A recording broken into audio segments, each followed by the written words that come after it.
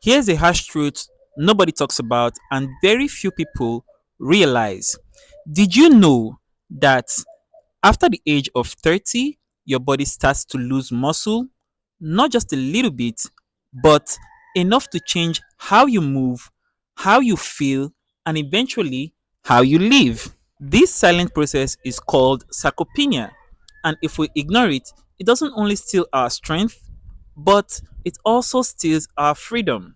That's why, by the time many people reach their 70s or 80s, simple things like standing up from a chair, climbing stairs, or carrying groceries become a struggle or even impossible. There are two different types of people in this world: those who train their bodies and those who don't. This is a graph that shows how muscle mass and strength changes over a lifetime while comparing individuals who exercise regularly to those who don't.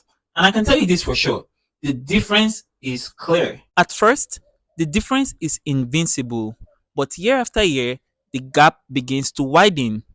This green line right here represents the regular exercisers. And as you can see, by the time they get to 85, they are able to retain 70 to 90% of their muscle mass and strength. But this red line represents those who do not exercise. And as you can see, after the age of 30, there's a continuous progressive drop in muscle mass and strength. And by the time they get to 60, 70, 80, they are quickly approaching the disability threshold.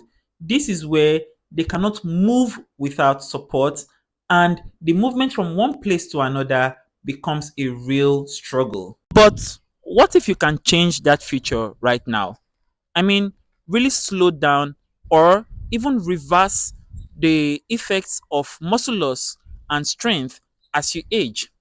Well, here's the good news: because sarcopenia isn't a life sentence, it's a battle you can win.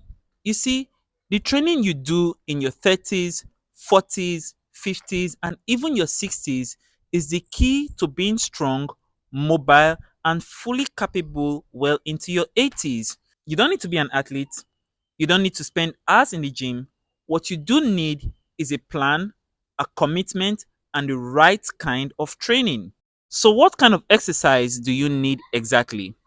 Well, science shows that while doing cardio is good for your heart and can help you lose weight, you should also try adding resistance training a couple of times a week. So, doing exercises such as squats, push ups, pull ups, bench press, even deadlifts, any kind of training that involves resistance, whether you're doing it with weights, resistant bands, or even body weight, can help to build and maintain muscle mass and strength over time.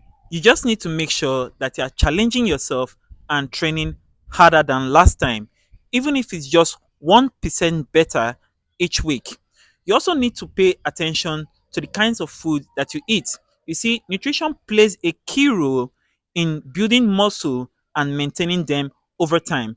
So, eating foods that are rich in protein, high in omega 3 fatty acids, and rich in other minerals and vitamins, coupled with the training and getting enough sleep, that is how you reverse the effect of muscle loss.